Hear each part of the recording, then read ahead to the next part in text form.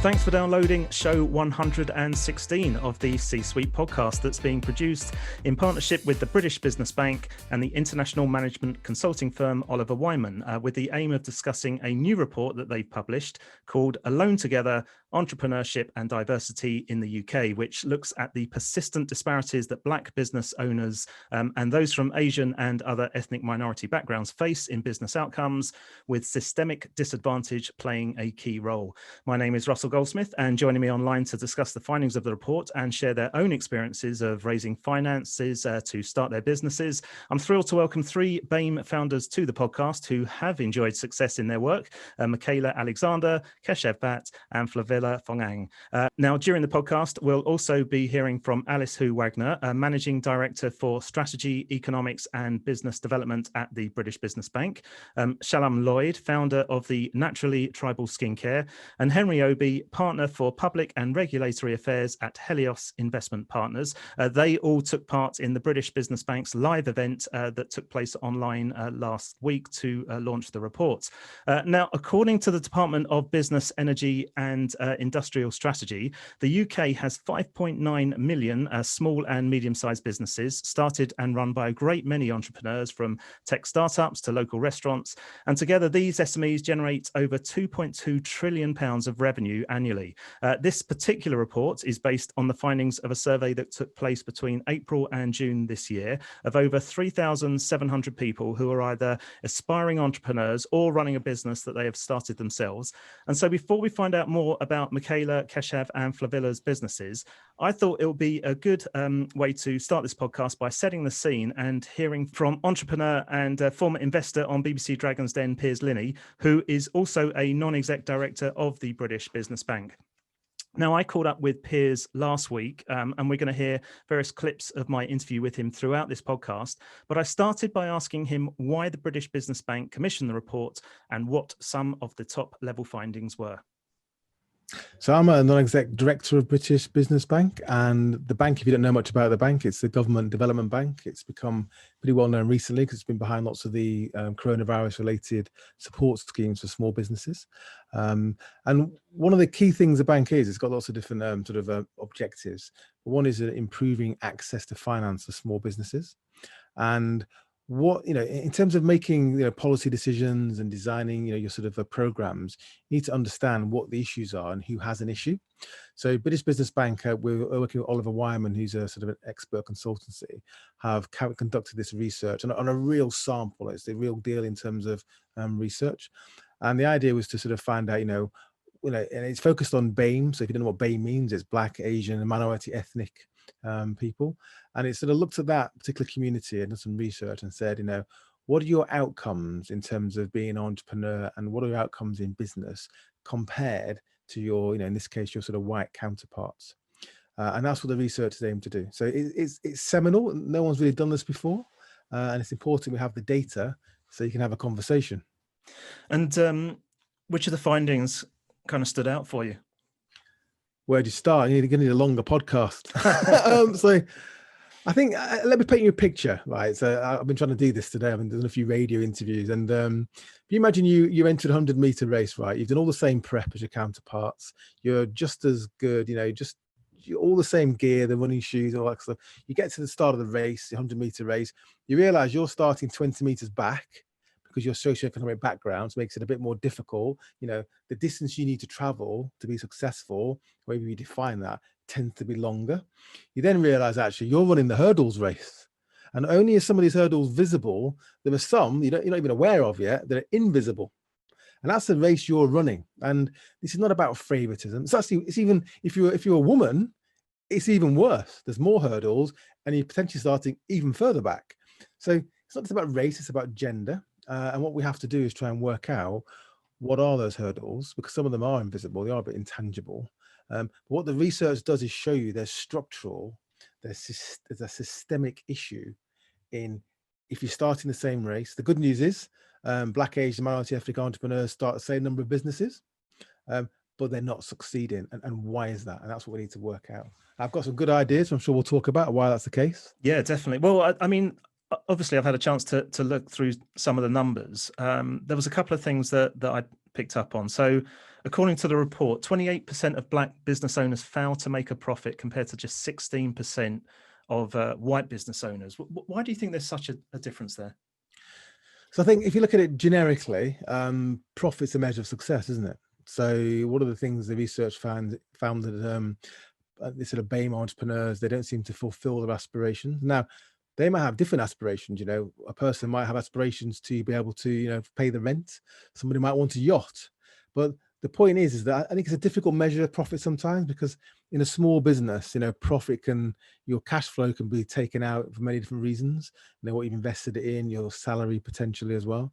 So it's a difficult measure of profit, but overall, en masse, over a big sample, that's a measure of success. So what we're saying is turnover tends to be lower, profits tend to be lower, people don't meet their aspirations, however you define that. So overall, no matter how you measure it, the outcome for Black and Asian minority ethnic entrepreneurs is worse than the white counterparts. And also you've got to break it down, because BAME's a real catch-all. It's sure. Sort of my experience is African Black, there's Black Caribbean, which is me. I'm half Barbadian, half English, and you've got women as well. So it can be much more difficult if you're Black Caribbean, actually, than it can be if you're Black African or if you're Asian.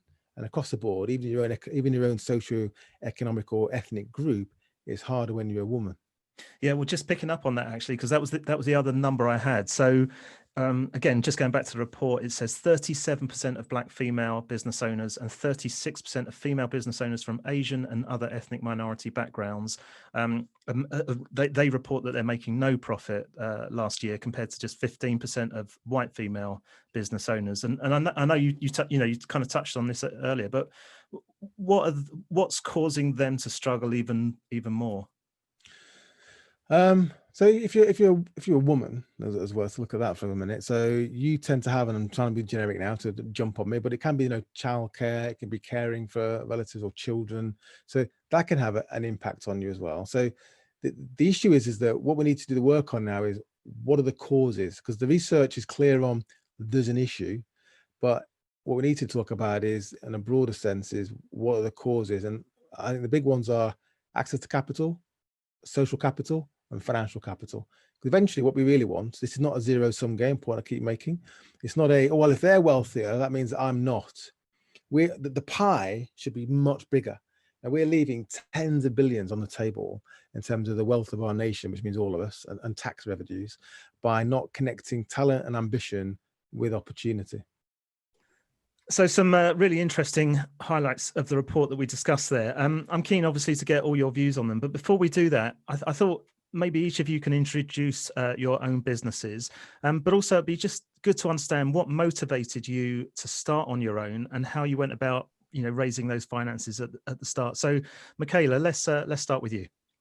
Okay, so my name is Michaela Alexander. I'm the founder, author of Miles and Mia children's book series. My children, Miles and Mia, are my inspiration for creating the book.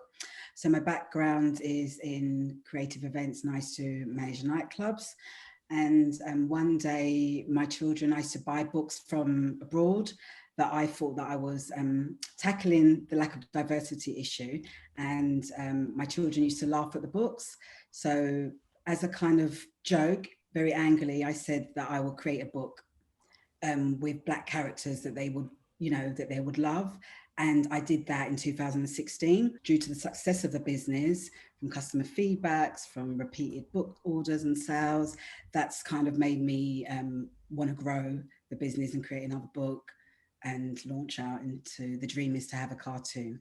Fantastic. And in terms of starting the finances, how did that start? Yeah, so I was really fortunate. So I basically knew what I wanted to do with my business. I created my business plan and I spent 2 years in the research, but I had invested financially as much as I could of my own money. And then I needed funding to do the bigger cost. So I went to the startup loans, and they have a whole package where you get mentoring support and you go through the whole process. But mine was mainly the finance, but I did really benefit from the mentoring. I initially got just under £10,000 from them, and that was in 2016. But it literally just covered my costs to get the books out there, just to get it out there. Keshav, how about yourself? I guess there's multiple ways that I could answer that, like a lot of entrepreneurs out there. But basically, yeah, the main thing I do is I run two businesses. One is a social enterprise that works with disadvantaged young people to equip them for life beyond the classroom by teaching them the personal, social, and global topics that you're not taught in curriculum, things like gender equality, sex and relationships, politics, racism, etc., managing your money, stuff like that. And then the second business I run is a coaching business where I create content for free, mainly on YouTube, helping people to develop their routines, habits, and just basically get like practical self-improvement ideas for free. So yeah, those are two main things that I do currently. And focusing on that first one, that's Revolution Hive, isn't it? Yeah, so I got a £2,500 loan, which initially I mainly intended to use on my website, but because of the really great mentorship that I got, I was able to like clarify a lot of my ideas, and I ran my first. Feels like a dream now. Like I ran my first workshop in a random room in an art gallery with, I think, like 5 young people. But I really enjoyed it, and now, yeah, we're all over the place. Flavilla, how about you introduce your company as well then? Yeah, sure. So my name is Flavilla Fongang, and people know me for different things. I'm a bit of a serial entrepreneur. So yes, my journey started from born in Paris, African and proud, and decided to come to London 18 years ago. I didn't speak a word of English and bit of a study freak who say that.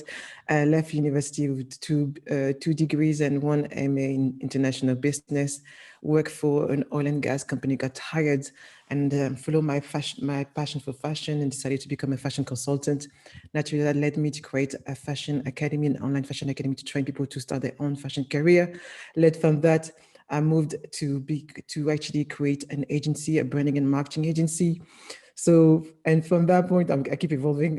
So I run as well a podcast called Tech Brains Talk, and I also have an online coaching program. People cannot afford to work with the agency. And back of that, I'm actually launching my new book, 99 Strategies to Get Customers. So I'm sharing all my tips, all my secrets. Just a few things there then. As promised, I had a quick listen to your podcast earlier. Very, very good. In terms of promoting each of your businesses, I mean, Flavilla, let's stick with you for a second, and then I'll come back to the other guys. I mean, what have you done to promote yourself in, It's a good question, because it's funny. I've always used the fact that I was a minority as a strength, and I wish more people as well would do that. So the fact that I was French, the fact that I was different, the fact that I was a woman, I've kind of see this as a power and therefore use that to my advantage. So the first thing I did, I realized that if I want to stand out as a marketer, I have to develop my own method. So I've developed my personal brand, and that's also the reason why I forgot to mention that also I'm a founder of TLA Black Women in Tech. So I support women in technology. So I really created my own method, my own approach. And then from that point, one thing led to another. But yes, so outbound activities, inbound activities, personal branding, getting on the bigger stage, and so many other things. Great. And Michaela, how about you? Okay, so for me, mostly a lot of it's been on social media. So when I started, the startup loan only covered the cost to literally get the book printed and up and running, but it didn't leave any marketing whatsoever. So I had to really be creative. And that was one of the reasons why as well, because I knew that I was doing it alone. I didn't have a big backing and support from a big publisher behind me or agent. Miles and Mia, where there was real life, they have been involved in the process from the beginning. So for example, one of the pages in the book, the A to Z book, is M is for model, musician, pilot or athlete, but they do a lot of modeling. So I've been really fortunate that some of the campaigns, like international campaigns that they've used, I've been able to tie that in and be like, M is for model. So we have a lot of, I call them fans or supporters that have, for example, seen Mia in a model campaign in mainstream and have messaged us or taken photos and shared it. So I always knew that I needed ways to try and promote the book, and Miles and Mia, the real life Miles and Mia, and their daily adventures, what they get up to, and social media is my main source of promotion. But things are changing with social media now, so you're having to pay for a lot more things. And I've been fortunate as well to have a lot of celebrity endorsements. And when a celebrity buys the book, and they tweet about it, or they post about it, I normally get lots of engagement and sales that way. Is that something you've proactively, approached them? Yeah, basically, because like I said, I knew I had no marketing budget. I literally had to think of ways to promote the book, and it works. If you've got the right person endorsing it, they can. Who have you managed to get to do that?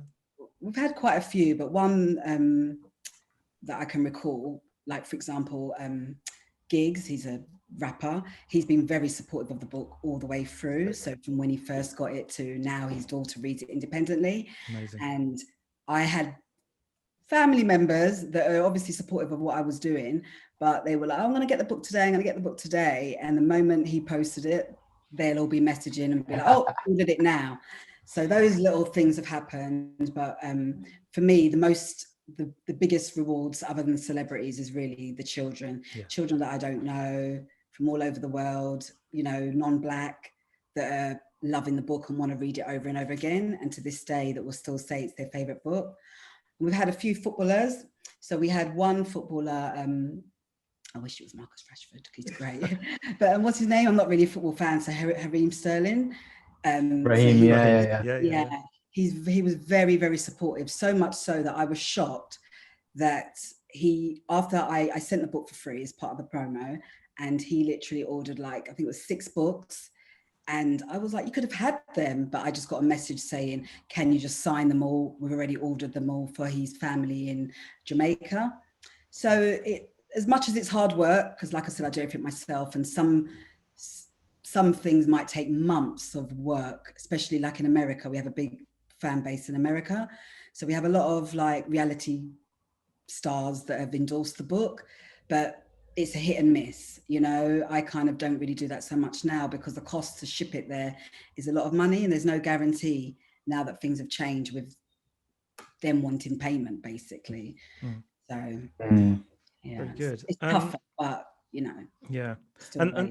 And Keshav, how about yourself? How are you promoting your business at the moment with, because obviously you mentioned you're doing the YouTube stuff, but with Revolution Hive, how's that working for you? I mean, I'm rogue. At the beginning, I was really, I still am. I was really passionate, and I would just go into schools and be like, I don't care what you pay me, just put me in a room, let me speak to some kids, let me just do my thing. And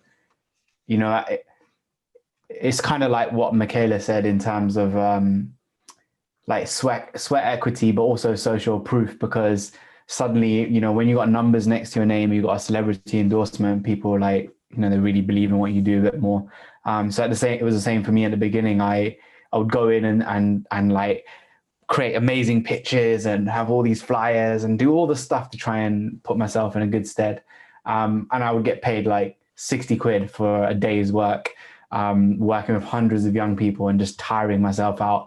But I knew that the product that I'm offering, it's an experience. So I just give me one, and I still say this now, you just give me one chance. I don't care who the young people are, just literally give me an hour, half an hour, and trust me, by the time that I'm done, you will want us back in. And one of the things that I'm really proud of with my team as well is that we always get called back in. So I just got out there basically and spoke in front of as many people as I could, anywhere I could, so that people would buy our workshops, because the work that Revolution Hive does, it gets classed under kind of PSHE, which is seen as a sideshow, a side subject that you do in a form period while you're busy.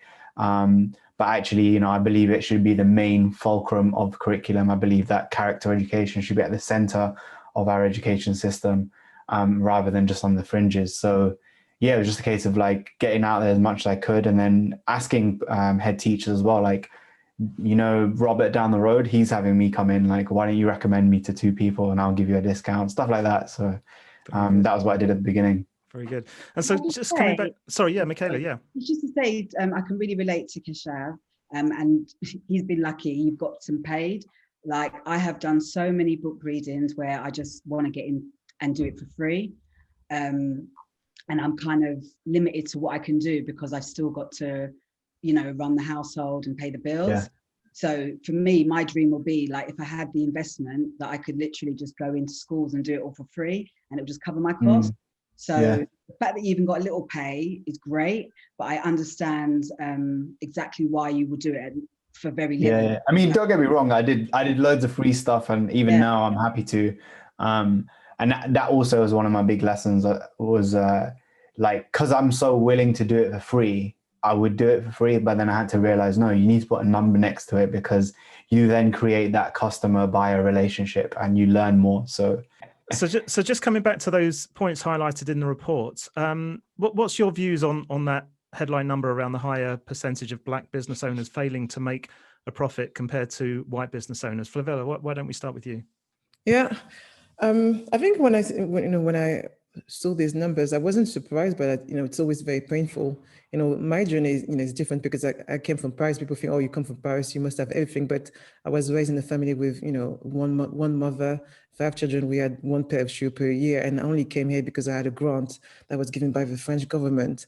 And I think why is it so painful is to realize that even when I started my business, I never took the initiative for a loan. I realized I had to do it by myself, and that never came to mind. But something needs to change, because I think the less advantage you have, the more support you also require to help you believe in your ideas, but also get, as I said, like this, Michaela, Keshav as well, and we've all done that. We've invested, give a lot of our time for free, and quite often we forget that we also need to get paid for it. At some point, you have to say stop and do something about it. But from my point of view, I try to think about my own journey, but the importance as well of looking outside my circle, because I need to look at people who are where I wanted to be to figure out how did they manage to get there. And sometimes, as you say, everybody has their own train of, their own journey, but it's important to see what they've done to get there and how you can rebalance that. And that comes from additional support, where you can look for grant or loan, which are sometimes often required to achieve our business goals. And quite often the reason why a lot of businesses fail is not because they're not good, it's because they run out of cash flow. That's because of that, and obviously lack of understanding how to sell and get customers. Michaela, you were nodding along there. Yeah, because I can relate to everything that was saying. Just like Flavilla, I wasn't surprised, disappointed, but not surprised by the report findings, because I tick all of the boxes. I'm a single mom. I live in a tough borough like London. It's very competitive. Where I'm a single parent and I'm working at a low income part-time, I had less money to start up with prior to launch. So all of those, there's lots of different factors, and I think age as well has an effect on it. But for being a female and a businesswoman, it doesn't surprise me, the results. But it's time. Things need to change. I want the respect and a level playing field. So hopefully now things like this report that's starting the conversation, and things will change. Keshav? Yeah, unfortunately, similar to what Flavilla and Michaela both said so eloquently. I really liked what you said about the less advantage you have, the more support you need, and that's really important. And it didn't really surprise me. I think it was just, I think the stat that really stuck with me was around seeing the specific turnover data and the profits, because you kind of know that the social inequality and those structures of inequality are there, but you don't know, like, in a quantifiable way what the difference is. But then to be able to see, like, oh, right, wow. So it even made me think, wow, so if I was white, middle class from Suffolk, would I be on like 50 to 80K? That feels quite nice. I might go see a football game or something when pandemic's over. So yeah, it was just, I think that was the most surprising thing, was how quantifiable it was. Yeah. And the clip that we played with Piers, he was talking about some of those barriers that BAME founders face. I mean, how do those compare with your own experiences? Flavia, do you want? It's funny because there's a level, as as Michaela mentioned, like, being Black is difficult, but being a woman is another level of difficulty. But, you have to deal not only with, these invisible barriers, but also for that, as a woman, sometimes, you have to deal with, I'm not talking about the Me Too movement, but, often you have to deal with these kind of things as well. But yes, from my point of view, and also the fact that we also, as Black women, don't age, or we look younger than our age. So people quite often look at us, and a number of times I've been sitting in a board meetings full of white men in their 50s, and I'm here and looking at me like, oh, is she in the right room, or is she meant to be here? It's like, yes. So, and I play with that. I think I've always loved people to underestimate me and use that to my advantage so I can better surprise them. So I always find that very playful. But one advice I will always give to people is that let them think whatever they want of you, and then use that to your advantage to then surprise them the best, and then that's what I've done, is let people believe what they wanted. But when I start talking, you have to take me seriously. So yes, it is difficult, but it's about how how do you position and use your differences either as a strength or as a weakness. So I've used that I'm a woman, stilettos, come, put a pair of red, a red suit on. You're going to see me and you're going to remember me. And that's what I wanted. And I'm just tired of being the exception. That's very good. Well, I mean, one of the areas actually that was raised was it was put down as this double disadvantage of having an ethnic minority background and being a female founder. So let's just have a listen to what Shalom Lloyd, she's founder of the Naturally Tribal Skincare. Let's have a listen to what she had to say at the launch event last week. Up to 250 billion could be added to the UK economy if women started and scaled up their business at the same rate as men. That is staggering. I acknowledge that a lot is being done. Women are rising, although not as fast enough as our male counterparts. But my personal opinion here, my personal experience is, the report also says Black women are 28% of the Black entrepreneurs in the UK, but they're also 50% of the entire Black working population. And when I look at it, I think, the cultural demands on Black women, balancing running a business and cultural expectation. For me, personally, there is a pull and a block. And what I mean by a pull is there's a pull at home. Sometimes it's cultural, patriarchal culture, raising a family, and the caring role that the report highlights. And the block, or the boundary, or the perceived block and boundary, is that being accepted as a Black woman in this business world during that critical scale-up phase, if we ask, we won't get, because historically that's been the case. So creating a limiting belief that my voice has not been heard in those financial institutions at that much needed scale-up phase. The entrepreneurial gene is there. Women in general, and in this case, Black women, are fantastic entrepreneurs and business women, but there is fear that I have personally experienced when entering into the business world as well. But I think for me, my success in the two businesses I have today has been because I've become used to breaking barriers and breaking boundaries to the point where I don't see them anymore. So we need to work with female entrepreneurs, Black women, to actually support, to get everyone to that point where they get used to breaking boundaries and barriers to the point where we all stop seeing them. So, Michaela, just listening to what Shalom said there, what were your thoughts on her comments? Like, she's just amazing, and that is the kind of support, everything she says, that's the kind of support that I'm looking for. She's wise, she's knowledgeable, she's not scared. I need someone like her that understands and supports my vision and where I want to go with the business. So, mentoring as much as financial, those are my two areas of what I'm looking for. So when I hear someone like that speak, I'm like, me, please, can you help me? Yeah, well, that's probably a good... I can see that she, obviously she doesn't know about me or my business, but that's the kind of person I want, someone who really is fighting and rooting for women-led businesses like mine. Yeah, well, I was going to say this is probably a good opportunity to come back to Flavilla. You mentioned earlier about your TLA Black Women in Tech initiative. Do you want to just explain a little bit more about that? Because that links, it leads nicely on from what we're talking about here. Yes, of course. So when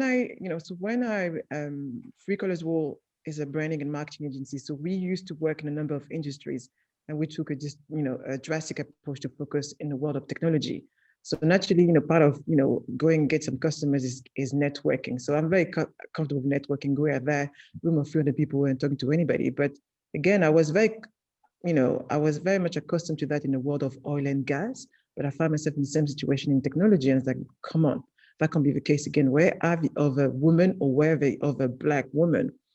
And that's when one day I was invited to an event and I met Rachel, the founder of Tech London Advocate, also the founder of Tech Week and Global Tech Advocate. So TLA is known as Tech London Advocate, is a large group. So you have a lot of subgroups, fintech focus and so forth. But there was no group specifically for Black women. There was a group for women and a group for Black.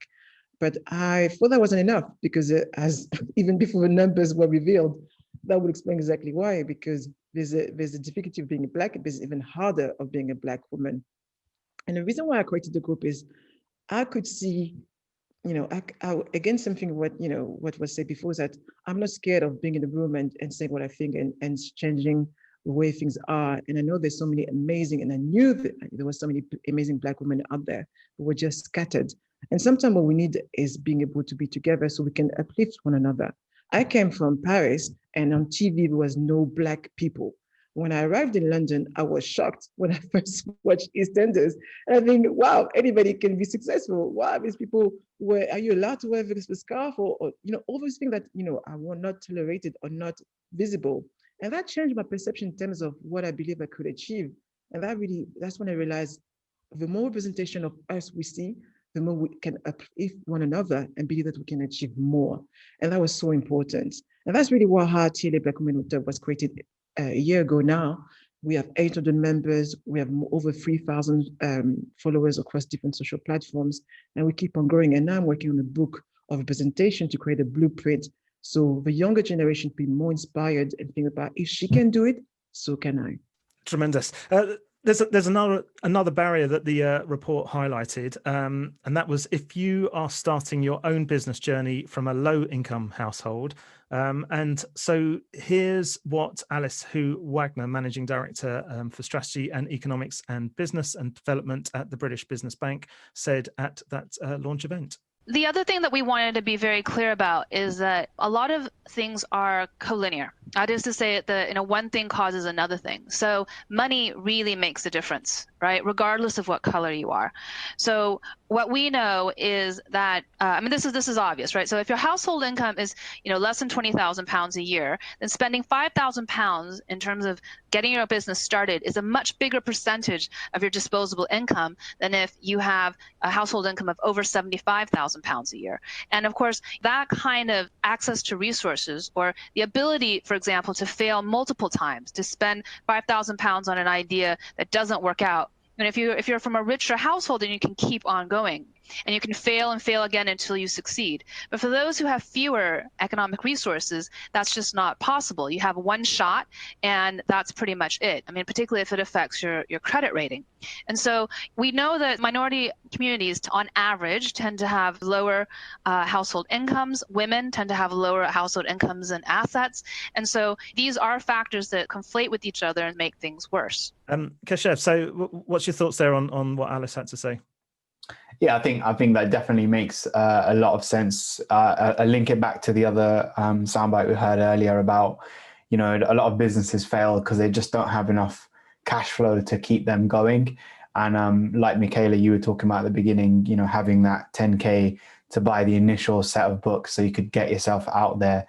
That's not a problem with your marketing strategy. That's not a problem with the product or like the way you're doing anything. It's just literally you need a certain amount of cash to get you to the point where you can break even and make a profit. And if you face, a multitude, especially of disadvantages, it's going to be a lot harder. And like Piers was saying at the beginning, I think it was a great analogy.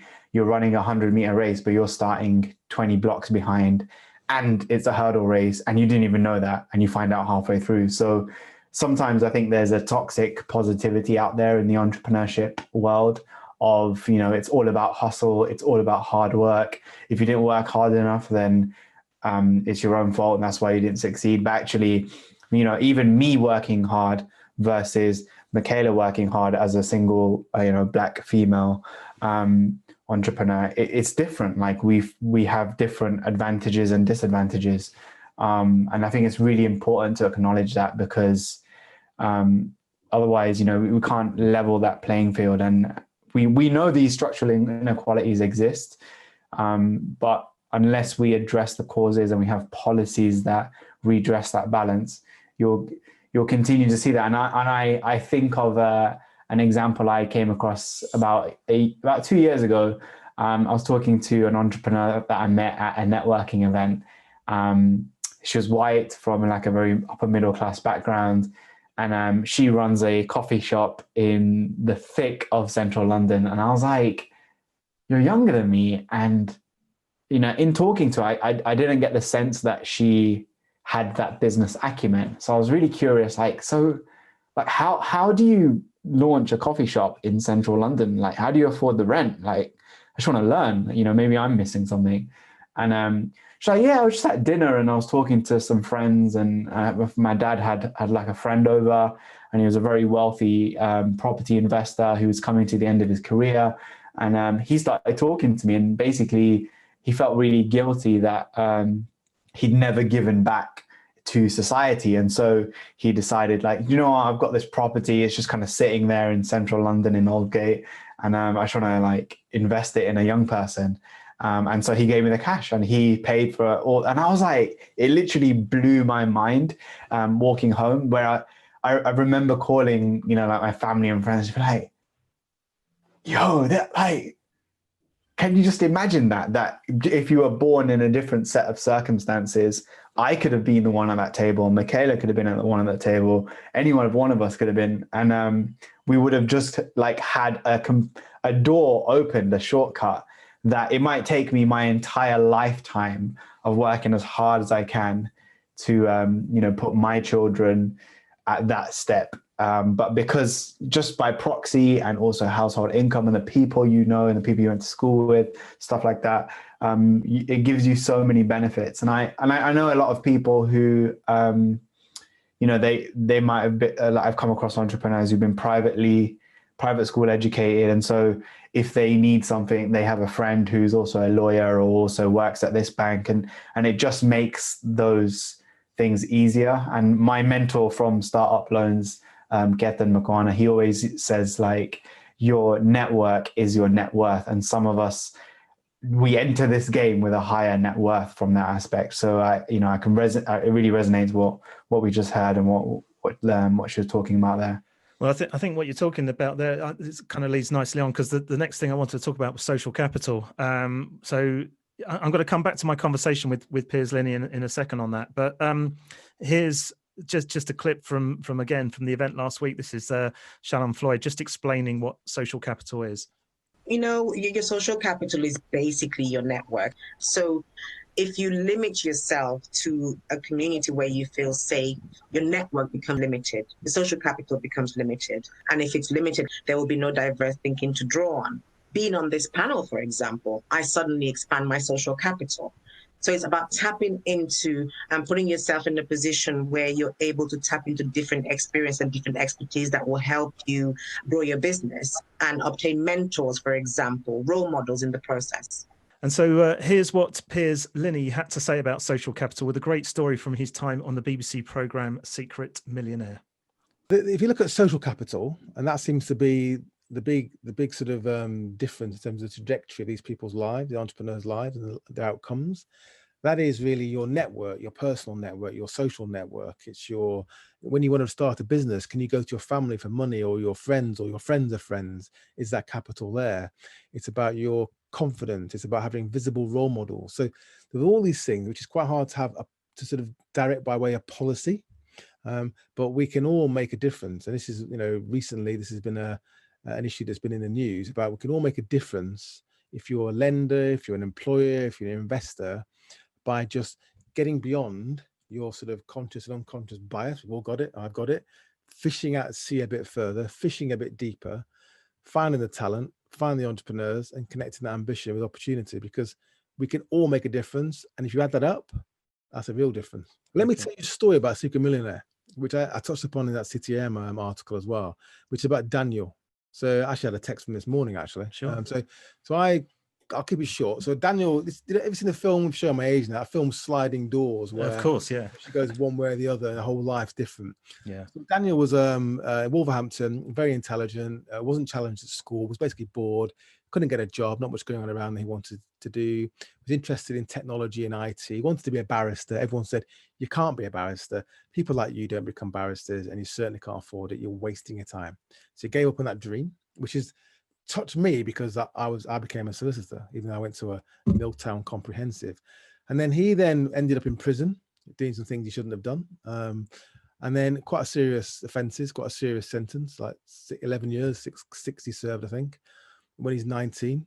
And I met him on this program and thought, why the hell are you in here? You know, if you were born in North London, you'd be working at Morgan Stanley, in one of these big investment banks, earning 500 grand a year, because he was that bright.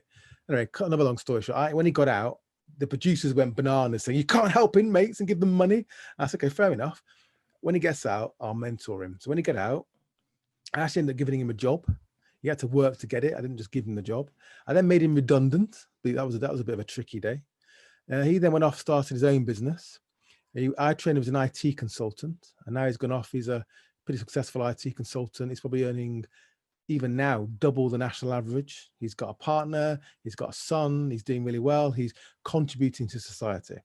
And the point of that story is that the difference in his trajectory between probably ending up back in prison, who knows, and where he is today was me. And all I gave him, really, I didn't mollycoddle him, was I gave him an opportunity, I gave him some connections, I gave him a chance, I believed in him, and I was there for him when he needs to ask questions about certain things, personal, financial, and employment related.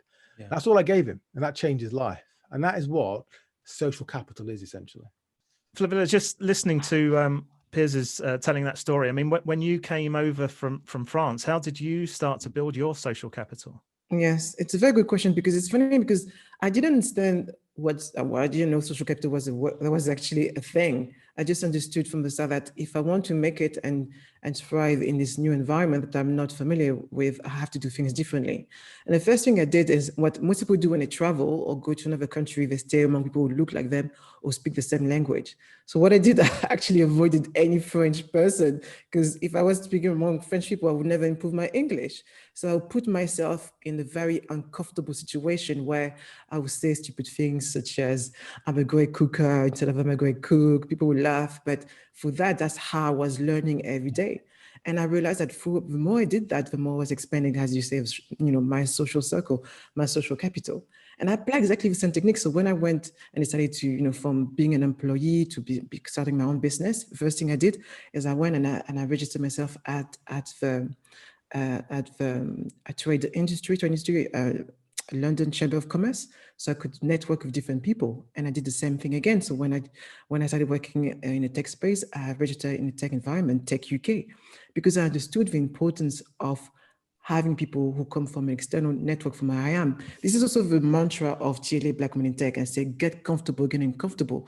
If you always do the same thing, always hang out around the same people, you will never expand opportunities. And that's what Keshav mentioned. A lot of things is luck is not so much luck. Luck is an amount of consistency and activity that you do where you allow yourself to meet new people on a regular basis. And the more you do that, you will see that you will achieve a lot of great things. People say, how on earth do you get to work with Facebook, the Lloyd, the things like that? It's because of my network. I wouldn't think I'm better than any other marketers out there. It's because of who I know. That's what takes me to great places. So, Keshav, thoughts? Yeah, so it makes me think of an example where, in a positive way, I was on the receiving end of a scholarship of some positive discrimination, if you will. So I went on a week-long training for social kind of activists and campaigners, where we were taught by people from Change.org, Greenpeace, Avars, like all these big organizations who are doing it really well, these big campaigners. And my place, was funded by Shami Chakrabarti. So there was a Shami Chakrabarti scholarship.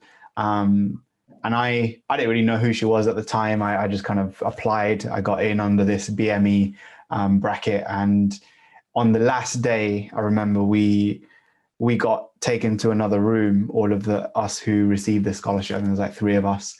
And we got to sit and have a coffee with her and just like ask her any questions. And she kind of gave us a little pep talk, just saying, you can do this, and this is why it's important, the work that you're doing and that kind of thing. And I remember at the time I felt really guilty that, like what did I do to earn the right to be in this room? Because I'm so used to this, like I said, this idea that we have in our culture that everything has to be earned through hard work, which is important. But you also have to acknowledge disadvantage. And I don't think of myself as a disadvantaged person, even though I fit some of these, stats and reports and things. So I said this to her, I was like, I'm sorry, but I just feel really uncomfortable sitting here, and I don't understand why only we're getting to talk to you. Why can't you talk to everyone? Because all my friends are back in that room. Like, yeah, they're all white and all that, whatever. But, I made lifelong friends there, and I just didn't get why. And she just said to me, what you've got to understand is that's true and that's fair, and it's very noble of you, but this is not about you. And there's going to be some opportunities that you are applicable for, that they're not for you, they're for the people that you represent, because you're from a background and you're from a culture that is underrepresented in politics and the campaigning world. And you bring ideas and thoughts and new ways of looking at things that are just very obvious to you, but are not very obvious to everyone else. And so you got to, number one, like take advantage of them, and B, make sure that obviously you pass this information on. So it just made me realize, that, getting that scholarship wasn't about me as an individual. It was more about me as a number, and trying to boost, the number of Asian or Indian campaigners from the North, because I'm actually from Birmingham, which I don't know if everyone counts as a North, but I do. So yeah, it was just about kind of boosting the number of those people in there. So now when I go to schools or I go to universities to speak, I did a tour of 18 universities one year, and I spoke to about 500 young South Asian students.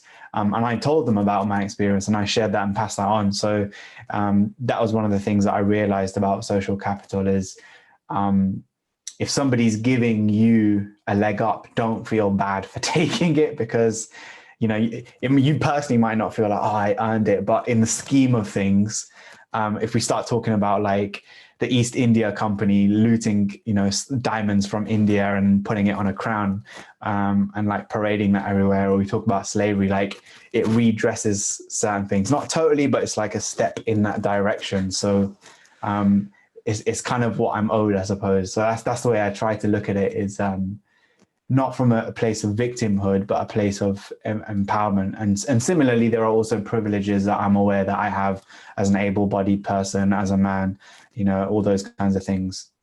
Well, you mentioned a couple of things there. I think we could do a whole series on not just one little part of one podcast. So we might have to come back to that. Something else that Piers touched on was his experience of micro-racial aggression. So let's just have a listen to that clip. You had a great opinion piece in City AM this morning, which I read. And so you're talking in there about, like the need for social capital. But in the article, you detailed a couple of instances of kind of micro-racial aggressions, you described it as that you've experienced. I was wondering if you can just share those for our listeners. But also importantly, it'd just be good to understand, what it's like to be on the end of that kind of behavior, and how it made you feel personally. Let me give you some examples. So in the City AM, I touched upon 2 stories. One was I was a finalist in an entrepreneur competition, quite a well-known one. I get to reception, jeans and a shirt, everyone else dressed quite in a similar way. I'm sort of said, hang your coat and put your bag in here, sort of makeshift cloakroom. I walk in, hang them up. And as I'm walking out, 2 of the finalists give me their coats and bags. I've sat in many meetings, too many to sort of talk about, where I've sat there and there's advisors and customers, or even a deal. And I've sat there and said, well, we're going to start the meeting. They're all filing the nails, looking out the window, checking social media. And I've said, are we going to start the meeting? And they look around each other and say, no, we're waiting for Piers. So they're the stories that relate to kind of business and my experience in that kind of environment. Now, I've got many, many other stories where I had a cigarette stubbed out of my neck on the back of a bus. So, and that guy, was arrested. So nice. I have a police escorts on the way home from school for a week. So I can go on forever about these, which is not so micro actually. Yeah. But all through life is little things where you're in a shop and someone's following you and no one else, or ask you questions about, did you put that back on the shelf, or where is it? So, and this is just constant. And I was sort of like, having a laugh, and I was sort of resilient, but a lot of people, they aren't, and it wears them down. And I think as an entrepreneur, some of these things they can have a much greater impact on your sort of mental health, even your business and your livelihood, because, they impact your bottom line. They impact you trying to grow this business. Let's face it, it is hard growing businesses.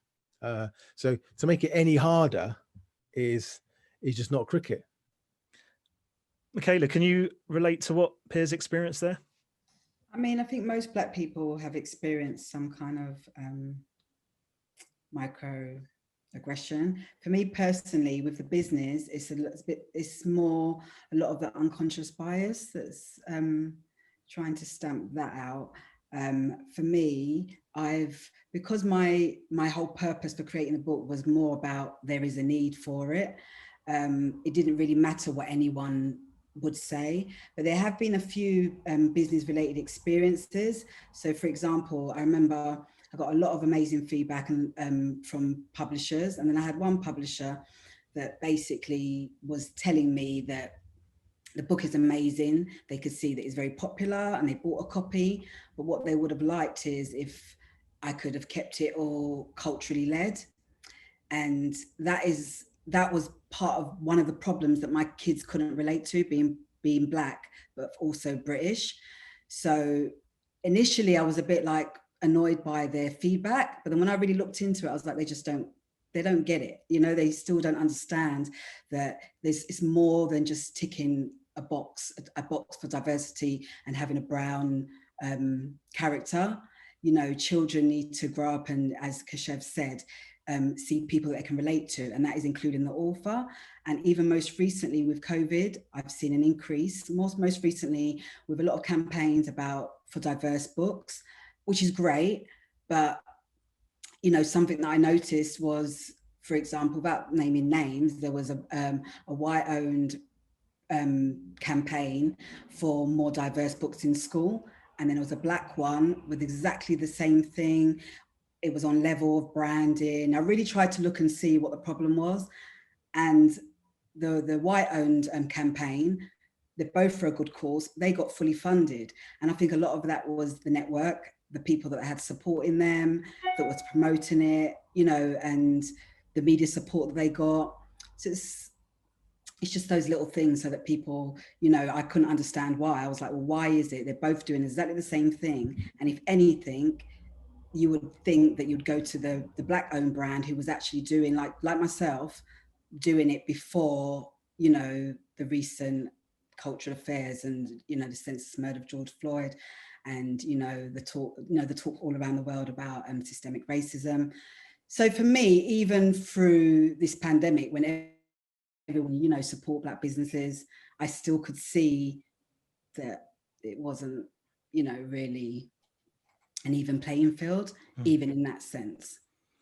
I want to bounce on what you said, Michaela, because you made a good point, and I think this is exactly why representation is so important, because even from people who are not from the BAME community, they have a certain perception of us perceived as being lazy or not driven, or people give up and so forth. So therefore, if you think about even just the the movie industry, back in the days, instead of taking Black actors, they would take and color them to play the Black actors, because they didn't think that we could take on those roles and do this.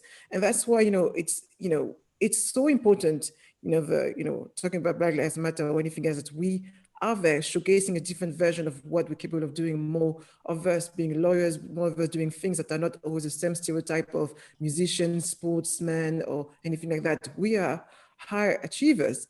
And the more we see of that, the more also we need to change perception, because we always talk about we need to change, but there's also, it works both ways. Yeah. It needs to happen both ways. We all have unconscious bias both ways.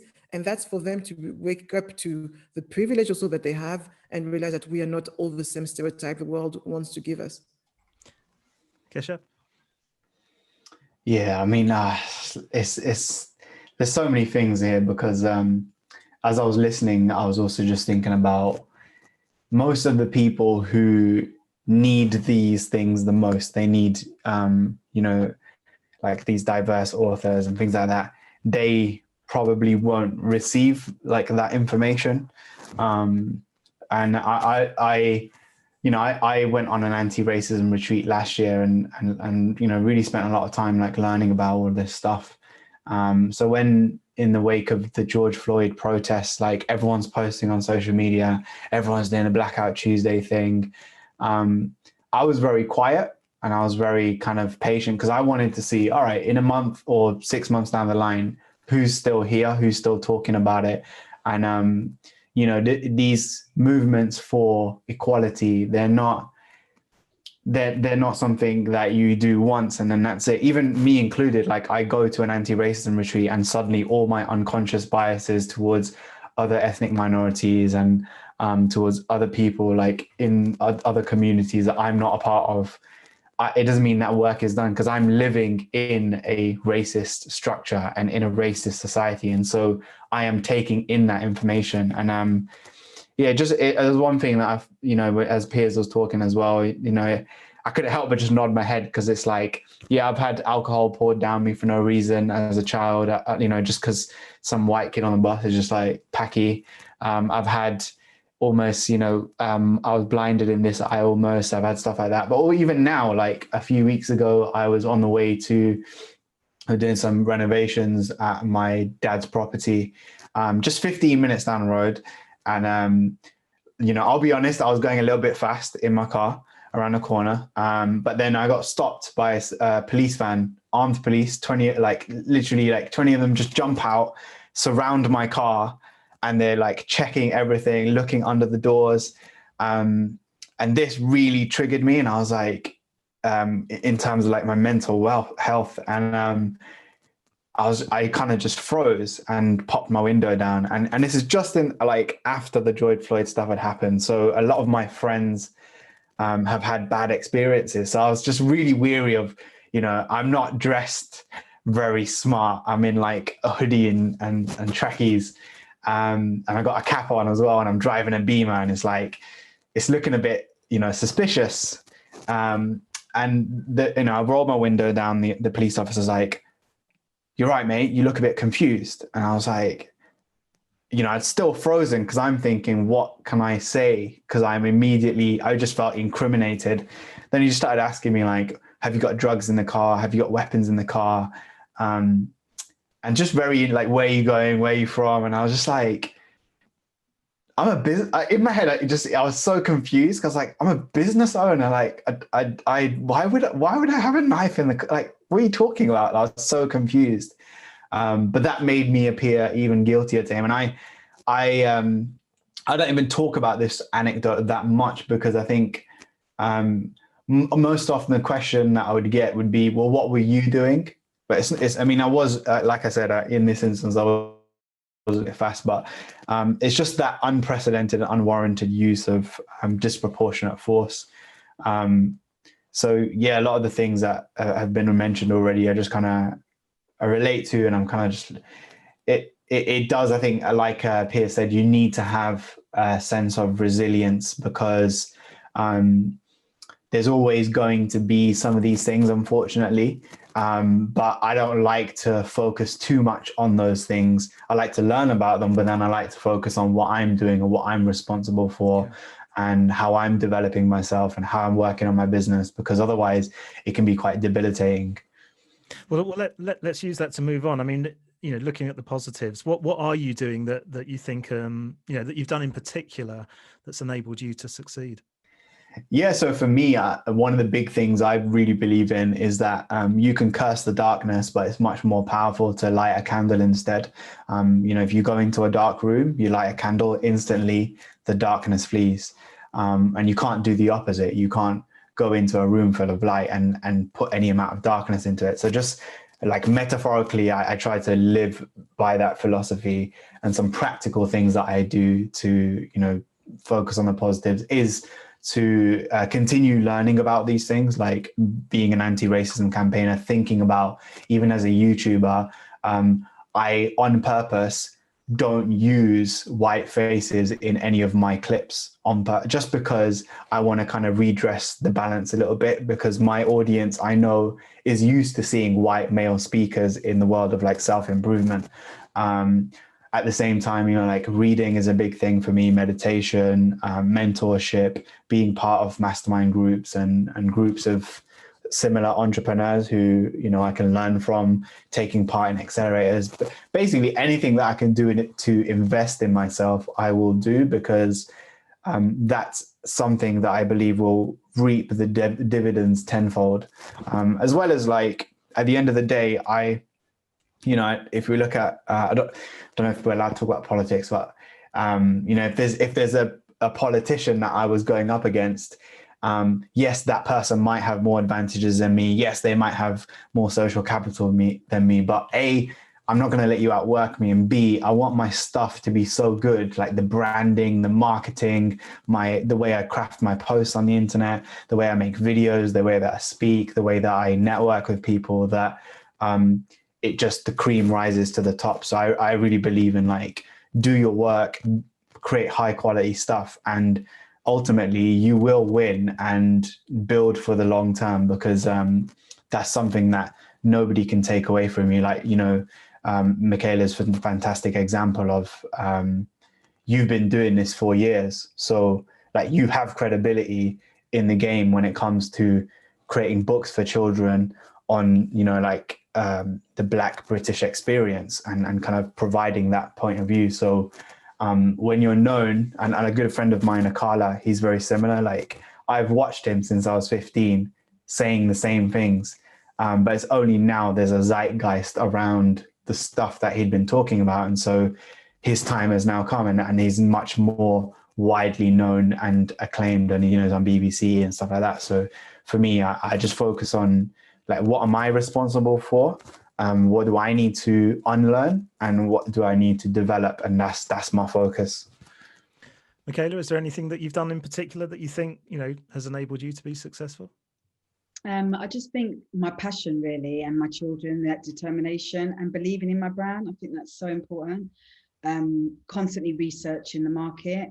And as I said, the belief more than anything. I've had so many different obstacles where, you could have thought, oh, it's not really working, or let me give up. But because I believed in my product, I just won't stop, and I just keep going. So I think that's really important, and that way you will always, you do it because you want to, not because I'm getting paid, or, I do it for the love of it. For me, it's more just continuing to raise awareness, continuing to network. And my biggest thing is getting that mentor and just helping to really grow. But other than that, it's just more market research, keeping educated on the markets and trends, and just working on my next book. And then from there, like I said, the dream is to turn it into the books into a cartoon. Yeah, sure. I'm conscious of time, and we've still got quite a lot to cover. I want to just come back. You mentioned the Black Lives Matter campaign in some of the things that we were talking about just now. I was just wondering what impact you think that has had. And also, there's been a couple of initiatives launched recently. We've had Facebook's Buy Black Friday. So that encourages people to share posts supporting Black-owned businesses. And then, of course, just a few months ago here in the UK, there was the Black Pound Day launched. So I think that was in June. That's encouraging people to spend locally, online, or with Black-owned businesses and invest in communities that have been historically, economically disadvantaged. Actually, before we hear your thoughts on that, I'm just going to play another clip from last week's event, because this is what Shalom said about Black Lives Matter, and actually then we'll hear from Piers Linney as well, because I asked him about the Black Pound Day. So let's just first of all listen to what Shalom said. I think what Black Lives Matter movement, what it has done is really raised awareness. It started all of this, to be honest. If not for the Black Lives Matter movement, I think we'll kind of still be knowing some of these facts, but really, to be honest, sleeping on it. What Black Lives Matter has done is really push this and brought this to the fore. It's getting conversations going. My personal fear is that it will pass, but what gives me confidence is conversations like what we're having now, actually looking at a report. But we're talking about it. We're talking about actions. We're having a conversation about it and trying to move things forward. So Black Lives Matter, thank you for kind of raising awareness. For me, that's what it's doing. It's actually pushing things to the fore, and it's bringing up different initiatives and making conversations happen at various levels, the government level, the corporate level, institutions, and for SMEs, and really bringing issues like we've seen to the fore, ethnicity, the barriers, ethnicity, place, gender, etc. to the fore, and highlighting the issues that people of color, BAME communities facing. Anything like that helps to draw the spotlight onto underrepresented entrepreneurs and businesses. I don't think that's a solution. I'm not a huge believer. I get asked quite often about quotas. Yep. I think you get into the law of unintended consequences unless they're very, very carefully structured. It's more common in the US than it is here.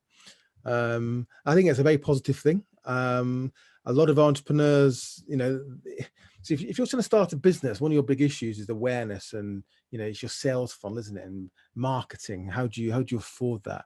So if someone's helping you build your sales funnel, be that a physical one, where you go and meet and sell stuff to people, whether it's online, that's all great.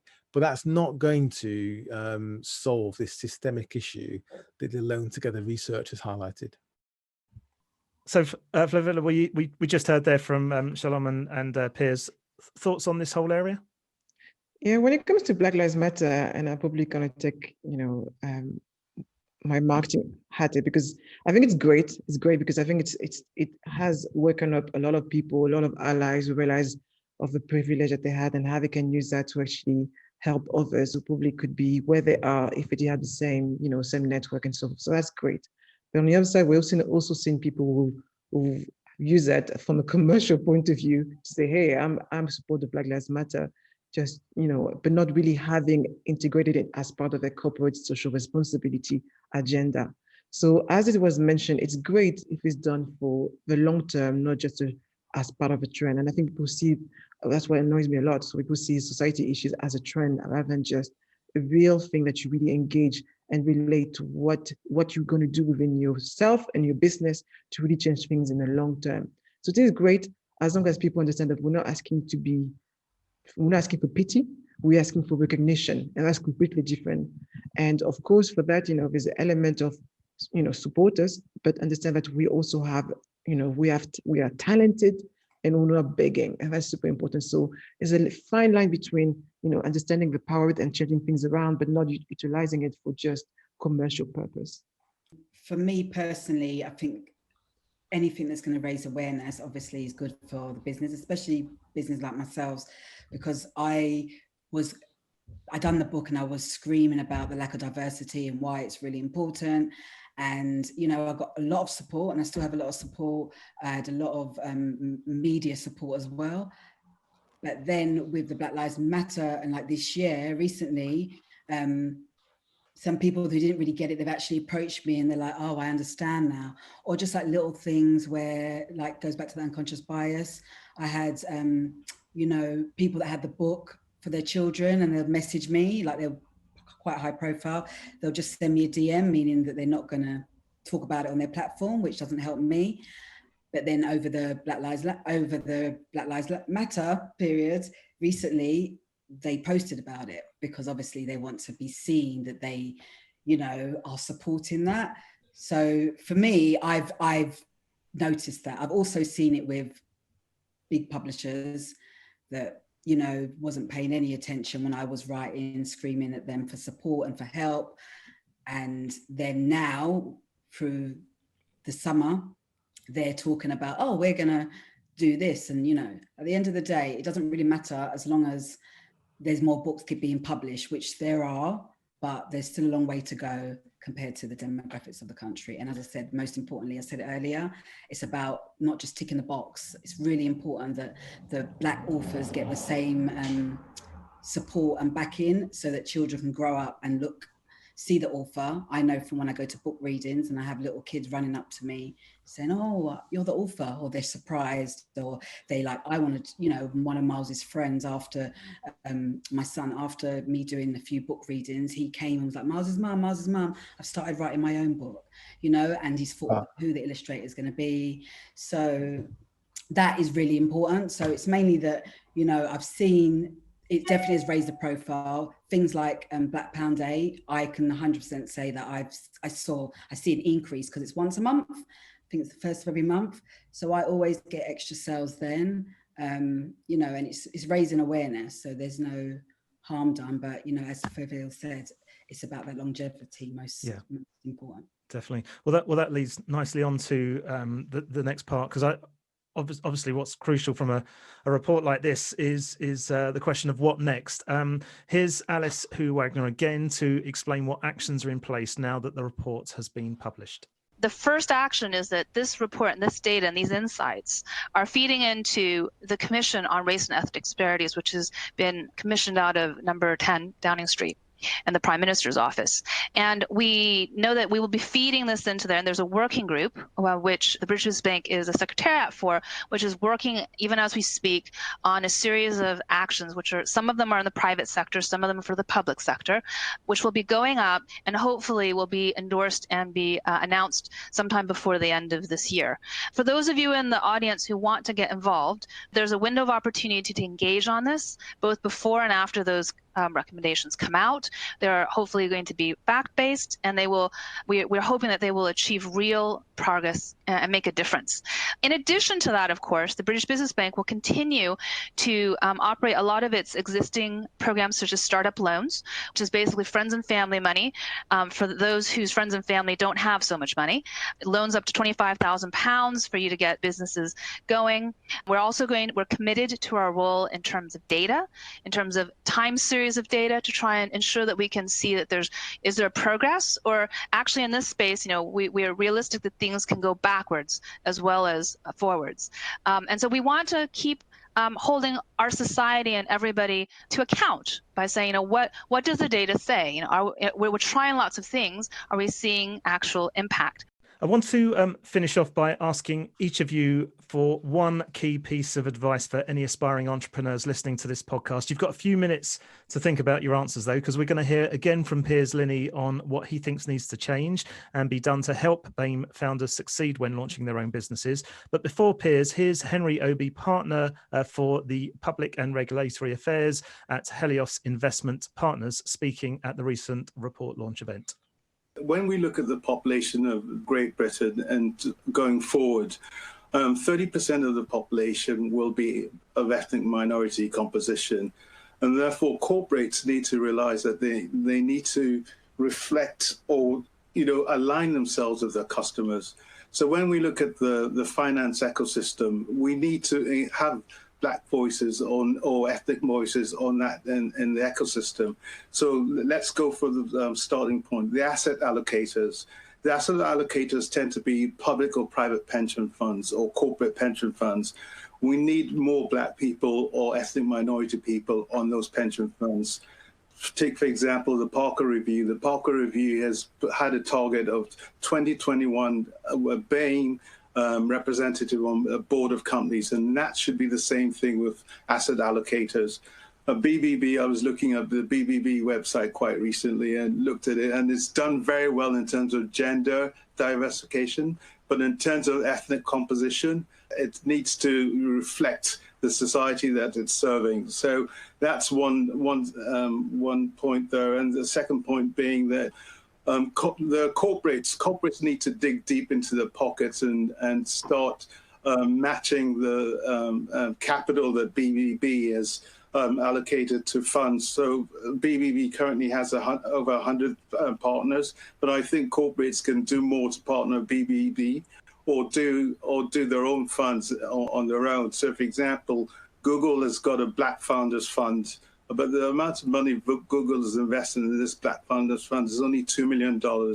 And it's making a maximum investment of $100,000. Well, that means it's only 20 portfolio companies it's looking at. And Google sits on a cash amount of $117 billion. So, you know, I think corporates like Google and other corporates could do well to dig deep and to look at setting up funds for the underserved in these communities. Another point being that fund managers, I think we need to see more diversification within fund managers themselves. There was a report done, I think it was by the 10 by 10, 3% of the VC managers are Black, compared to 13% in London, 13% Black population, and 14% of Asian, 14% of VCs are Asian compared to 18% of Asians in the population in London. Therefore, you know, there needs to be more Black fund managers, and it's more of a cultural thing as well. You know, they have a better access and networks to the communities where, you know, there are a deep pool of talented Black entrepreneurs that I think that they can call on. And then finally, that we need to see more money going into the hands of the underserved ethnic entrepreneurs. People always argue that there's no talent pool. And I really think that's wrong. When you look at the talent pool, Wal Collarday was he's a Black man. He was a chairman of British Venture Capital Association in 2007. He runs a very successful private equity fund called Living Bridge. He started as an associate and rose to the top. Another person was Damon Buffini. Damon Buffini was managing partner of Premier, one of the UK's leading private equity firms, before he retired. And then there's Sir Ken Olisa. Sir Ken is one of the pioneers of venture capital in the UK. And I'm sure there's more Black talents within the corporates and other organizations, and we just need to reach out to them. So I think that's what corporates need to do. Is access to finance, and that's why British Business Bank's commission the research, essentially.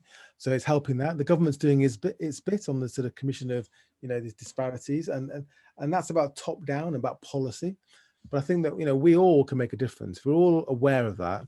If research explains it's an issue to us, you can't hide from it anymore. It's a question of what do you do as an employer, as an investor, as someone working in a large organization with maybe small companies in your supply chain, whatever it is, acknowledging this, having a conversation and making those small changes across the whole economy and the whole population actually adds up to, you know, real change. And it will happen overnight. A lot of it's generational. A lot of our sort of bias is built into us when we're little kids, and it can be quite hard to rid ourselves of it. But at least now there's evidence that it exists, and we can start to do something about it. So, Keshav, let's start with you. Quick bit of advice to listeners. I think my biggest piece of advice is stop looking at your business as your baby and see yourself as its baby. Every business exists to serve its customers and the needs of its customers. And that was something that was really important for me to learn was, you know, as the founder, sometimes you can get in, often actually, you can get in the way of the growth and development of your own business. And you have to continually evolve and adapt your skill set to what the business needs. So, you know, 5 years down the road from when I first started, what is required of me as a CEO with a small team is very different to what was required at the beginning. And I always see myself as like the janitor, but also, you know, the person in the executive boardroom. So I know that, you know, if I need to learn how to write funding bids, I'll do that and adapt my skill set, because I fundamentally appreciate that, even if you're good at baking cakes, running a cake business is very different and you need a different skill set. So my number one piece of advice would be, don't see your business as your baby, see yourself as its baby, and do what the mission requires. Very nice. Flavilla. I think my piece of advice, and I have so many things I would love to share, but I would say feel the fear and do it anyway. The first time you do something that's, that you've never done before, you'll be scared, but it'll be super exciting. And you realize that your mind is really good at making it worse than it actually is. And obviously really embrace it. The journey of an entrepreneur is full of hurdles, and you have to understand that you will either win or you would learn your best lessons. And those lessons, and you think about all the most successful entrepreneurs around the world, they made loads of big, expensive mistakes. So if you're not making any mistakes, it means that you're not trying hard enough. So really go out there and try your best, try to delegate when you can, and understand the importance of having a great team, because you can't do everything by yourself. You need people. And then remember why you started, for helping people. Tremendous. Michaela? Okay, so my biggest advice for any entrepreneurs would be to do your market research and don't stop researching. I find that a lot of people that have come to me for advice, it's always the same kind of questions, and they just haven't put the time in to do their market research.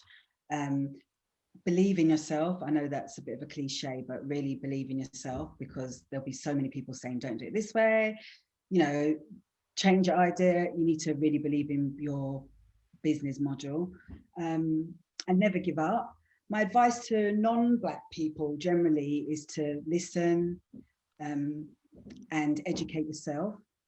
And, sharing, there's a new campaign, which I think is really, really, really good. It's about sharing your platform. So there's so many other ways that they can get involved just by sharing your platform. And there's a campaign called Share the Mic. That's a really good initiative.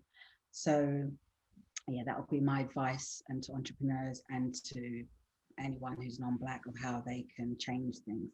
And also look at what you're doing as an individual to change things. So like for me, even though I started this before the whole Black Lives Matter, I what change are you making to society? So with my books, the aim is to help children be anti-racist. So it's just looking at what you can do to make a difference, because things need to change. Tremendous. I asked you for one piece of advice. I think you squeezed in about 7 there. That was really good. Right. Listen, I want to thank all three of you so much for joining me today. I think it's only fair that we give you a chance to each plug your businesses. So let's go around one by one. If listeners want to find out more about your companies, where do they need to go? So Michaela, let's stick with you first.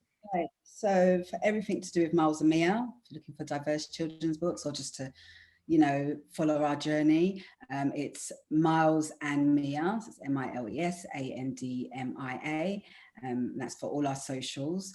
A bit of news: we're currently working on a crowdfunding campaign for our second book, which is Miles and Mia 1 to 10.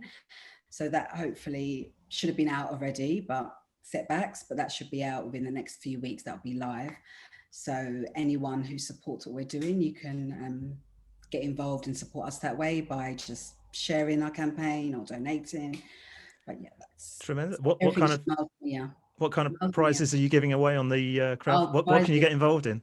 Yeah, so we're trying to make it really creative, and one of the biggest prizes that we're doing is we're having for the top people that donate to support us, they can basically win their character in the book, a character of their choice.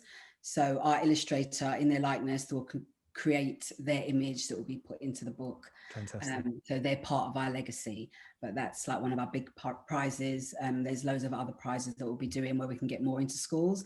So going back into, someone could donate, support us, but then I will go and do book readings and give out free books to the children. So there'll be lots of little prizes, as well as the book for free, just by supporting us. Or you can just donate because you want to see a change.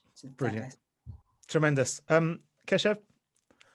So if you want to learn more about how we are literally changing the education system, go to revolutionhive.com. That's revolution, then hive, like a beehive. And if you want to find out more about my work on YouTube, I'm not being arrogant, but just Google me or go to youtube.com/Keshav Keshav BX, that's KESHAVB, and then X for xylophone. And if you feel a bit lost, stuck or confused in life, and you're kind of looking for your purpose and you want a bit more motivation, I've actually got a free 45-minute masterclass that you can check out. Just go to keshavbhatt.com/masterclass. You can watch it anytime you want on your laptop or your mobile phone.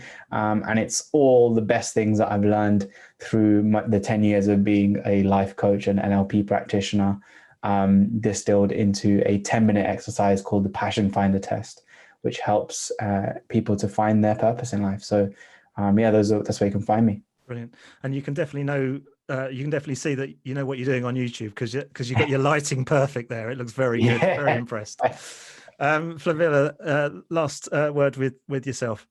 All right, then. The good thing about being called Flavilla Fongang, I'm very easy to be found. So you type Flavilla or Flavi, you can find me online. But if you are interested in joining a network of Black women in technology, again, something is not exclusive. You don't have to be a Black woman to be part of TLA Black Women in Tech, it is a free membership. Check it out, TLA Black Women in Tech. We are also writing a new book of representation for inspiration. So we are looking for sponsors as well who want to help us make this book a reality. So reach out. If you are looking to work with a creative branding and marketing agency specialized in technology, check out freecolorsworld.com where we can help you, and it'd be a pleasure to give you a free brand assessment to start with. And if you like the sound of my voice, and you can listen to Tech Brands Talk, which is available on all the podcast platforms that we know, where conversation with people in the world of technology, entrepreneurs who can tell you exactly how they make millions.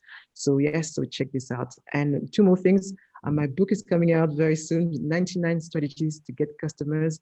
You may have 99 problems, but getting your next customer won't be one. So check it out, it'll be available on Amazon. And the last thing, I created this online coaching, online branding and marketing program for the pandemic to really help small entrepreneurs out there who want to launch a business, because I know a lot of them actually, people have registered the business for COVID to start a business. So this is great. Branding and marketing is very important to be successful out there. So I think that's it. And it's also a free course that comes with it. So yeah, there you go. And you can tell you're in marketing, that's for sure, because you managed to get loads out there. Very well done. Very impressed. That was very good. Listen, thank you so much to all three of you. What we'll do is we'll put links to all of those, all your businesses, everything on the show notes on the website as well.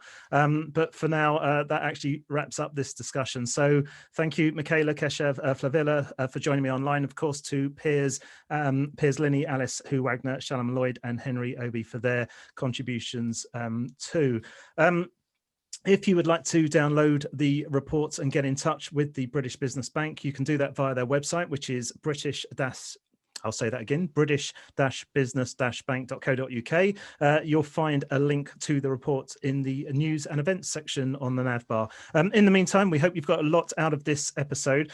We'd love to hear any comments you may have on today's discussion. You can do that on our Facebook page, on our Twitter feed, and on our LinkedIn and Instagram pages. They're all linked from the top of the website at csweetpodcast.com. You'll also be able to find all our previous shows and supporting show notes, plus links to where you can subscribe for automatic downloads of each episode via your favorite podcast app. And if you've enjoyed the podcast, then please do give us a positive rating and review. Finally, if you'd like to get in touch with the show, you can do that via the contact form on the website as well. You can connect with me on Twitter using @RussGoldsmith, or you can find me on LinkedIn. But for now, thanks for listening and goodbye.